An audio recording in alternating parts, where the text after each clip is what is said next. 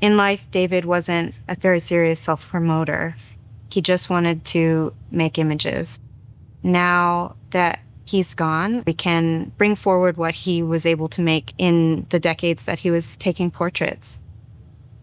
My name is Colleen Doyle, and I'm the head archivist of the David Armstrong Archive. When you enter the exhibition, your first encounter is a set of portraits that David took while he was a student at the School of the Museum of Fine Arts in Boston. They're portraits of his friends around him while he was in school. And you even find a self-portrait of David on that wall that he took of himself in the darkroom. And then as you walk through the space along the walls, you see portraits of the people who were around him in his life, beginning with the earliest portrait in 1974 and continuing on in the mid and late 70s in Provincetown, and then in the 80s in New York City in the East Village, and finally the last wall is mostly in the 90s. His practice began in a very intimate space, I would say. And that's what he was interested in, was making beautiful images of the people around him. When he first began school at the Museum of Fine Arts in Boston, he was in the painting department. But there was the photography department in the basement of the building where Nan Golden, his friend from high school, was making her work. David just was drawn to hanging out with them and taking pictures, and he lived with Nan, who was taking pictures. So I think it was a natural sort of transition into changing to that department and making that his major. And he began by photographing his friends. There's an interview that Nan gave for the body of work called The Silver Cord, and she describes that David was inspired by Diane Arbus and her very soft focus backgrounds of her portraits, and he would use very short depth of field so that the backgrounds were very out of focus and soft focus, and he liked the quality of this.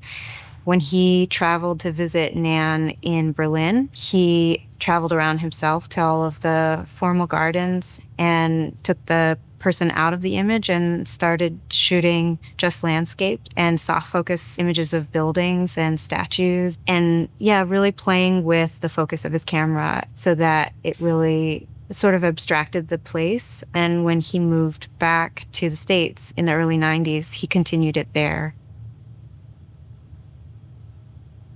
There are two sort of styles for the contact sheets. We see a lot of them in the two first vitrines when you enter have a more of a candid quality to them. And this is in part due to the fact that he was shooting with a more portable camera. But then I think it was in the early 80s that he was able to purchase a larger format camera, a Pentax and a Mamiya camera, which required more setup.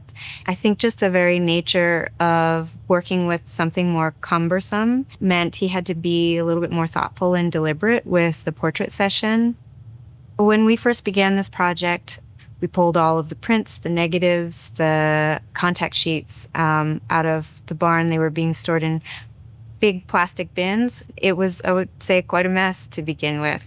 David didn't have such a sense of preciousness about the material physical work. He really enjoyed the process of making pictures, but he wasn't precious with it.